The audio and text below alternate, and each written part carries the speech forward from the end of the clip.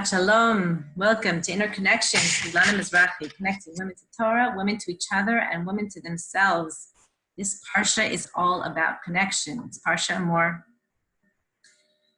And we have a beautiful thing happening here. We have the Nocona Godot in the Beis Hamikdash. And there's a pasuk that the Parsha speaks about. It says that the Kohen, I'm getting the pasuk right now. Give me 1 second.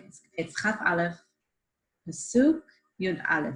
No, I'm sorry, Yud Bet. And it says, he shall not, meaning the Kohen Gadol, he shall not leave the Mikdash, the sanctuary, and he shall not desecrate the sanctuary of Hashem for a crown. The oil of his atonement is upon him. He's not allowed to leave the Mikdash. It's a good question, no? The Rambam says, what do you mean? He's not allowed to leave? What does this mean? He's not allowed. He's not allowed to go out of the Mikdash. He says like this, the Rambam, Kli Mikdash, that the Kohen Gadol was, I'm summarizing, all the time inside the Beit HaMikdash. Why? For his honor and for his glory. He would sit all day long in the Mikdash. He would not go out except maybe for 1 or 2 hours and at nighttime to go home. And where was his home? Yerushalayim. So all day long, Nocona Godot was supposed to be in one place. He wasn't allowed to go out. Now I'm going to tell you something. Right now, a lot of people have been not allowed to go out for a very long time. And I was thinking about this. A lot of people anyways work from home. There's homeschooling. There are people who like to be home. There's people who are introverts, people who just don't like other people. I don't know. And then all of a sudden, if you were to tell them, but you're not allowed to go home, what would they feel? They would feel claustrophobic. They would feel like, I can't do this. They would feel like, no, it's not fair. It feels like a Beit HaSohar. It feels like a prison, right? Rav Chaim Shmulevitz, the Zichron HaBracha, the Rosh Shiva Ponevezh, brings this up when he talks about a story in Navi, in Malachim, Aleph, Bet, where David HaMelech, right before he was about to die, he ordered his son Shlomo Melech, and he says, look, there's this person, his name is Shmi, Ben Gara Ben Yamini, okay? And he cursed me. And the fact that he cursed me, he really was obligated, because he was like cursing the king here, that he's obligated for the death penalty. I didn't do it at the time. I didn't kill him, right? It wasn't the right time to do it. And I understood also he was just a shliach. He was just a messenger from Hashem. It wasn't really him personally. Hashem wanted me to hear this. But really, he has to be punished. Why? Because you're not allowed to do that to the king. So he said to Shlomo, you're going to have to take care of this.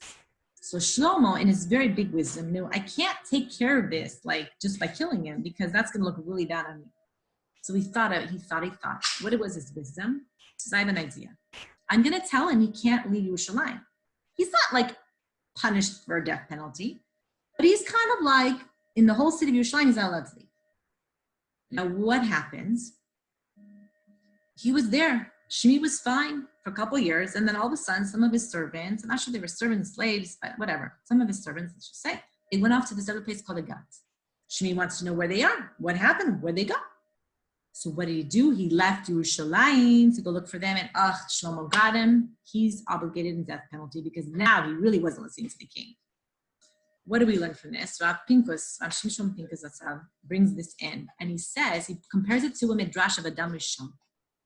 He says the nature of a person is that we do not like to feel trapped. And I can tell you from my own personal experience, during this whole virus in quarantine, I actually got a text message from the Ministry of Health saying that I had to go into quarantine. Now, why? Because I would have been around someone with corona. Now, the message told me it was between 9 and 10 p.m. on a night where for sure I was not around anybody except for being at home with my family.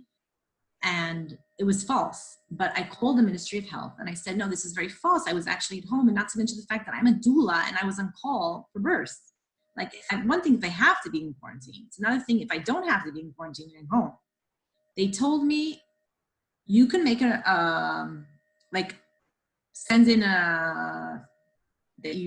your explanation of why you don't have to be in quarantine. But as of right now, according to law, you have to stay put until we call you back. So for 4 days, I wasn't allowed to go out. Not to the supermarket, not even within, anyways, the whole country wasn't allowed to go out. But I'm saying I wasn't even allowed to go out for 100 meters to do a little walk here. I felt claustrophobic. I felt trapped. Now, I it's not like I'm living in a closet. I mean, I'm living in an apartment. I'm fine. Many days of my life, I could have not gone out. It could have been anyways, I was on vacation. But all of a sudden, I felt trapped. Now, why is this? Shimshon Pincus brings in an idea that when Adam Rishon was created, he was huge. He was a nak. He was gigantic. From one end of the world to the other. Tall, big. The potential of man is to be huge and great, physically. Now, what happened after the sin? He shrank, I guess. I'm not exactly sure. I don't understand how to understand this midrash. But the point is that he was big, became small, but his tendency was to want to be big. We want to know. Hashem created with the wisdom and an intellect that we want to know everything. People look at everyone's attached. They're there all the time, wanting to know the news, what's going on, what's not going on. We need to know, we need to know, we need to know. Now, when you feel trapped, like you don't know what's going on, it's a very big problem, right? It's thoughts in your heads, because I can think that I'm in danger when I'm not. That's what your thoughts can do to you. Or I can think that, I could even think that everything's okay when it's not. I don't know. I can think all kinds of things, right? My thoughts can take me to other places. And my body, my sensations of my body can also take me to other places. It's like a two-way street here. So, Rav Shimshon Pincus, Zatzal brings in this idea that man wants to expand. Now, what happens? A person feels anxious, they feel depressed, they feel sad, they feel worried. I'm not talking about disorder, I'm just talking about normal life. You're trapped in your thoughts. What do? What's one way of breaking through that, of not feeling trapped? How did the Nocona Godot stay in the Beis HaMikdash all the time and not feel trapped? And he was even, the Rambam says, likvodo utfirato, for his honor and for his glory, for his splendor. Why? Because he was in the place connected to Hashem, connected to the infinity. What's the word tiferet? Talking about the Nocona Godot, Aaron a Cohen, shalom. Tiferet is glory, it's splendor, but there's another aspect of tiferet, which is balance. Tiferet is being able to integrate the chesed, the kindness, with the gevura, with the strength, with judgment. It's expansiveness of giving and able to be contracting, receiving. Tiferet is balance. When a person feels balanced, and how do you feel balanced and connected? Physically, spiritually, emotionally. You're able to have this sort of inner peace, connection. How do we attain balance and tiferet? How are we constantly finding this? Is by connecting to our own neshamas. The Nocona Godot was connected to himself and to his splendor and glory. He dressed beautifully. He was in a place of glory and beauty. He was connected to his soul. It says that when he davened in Yom Kippur, he first davened for himself, and then for his family, and then for the whole entire nation. He was connected to his inner soul. He was connected to interpersonal relations. He had to be married. He was davening for Am Yisrael. He was connected to the Am, the nation. And of course, he was connected to Ribon Shalom. That's the key here, is he was in the place of the Mikdash of holiness. He was connected. How is he connected? In service, in prayer, in tefillah.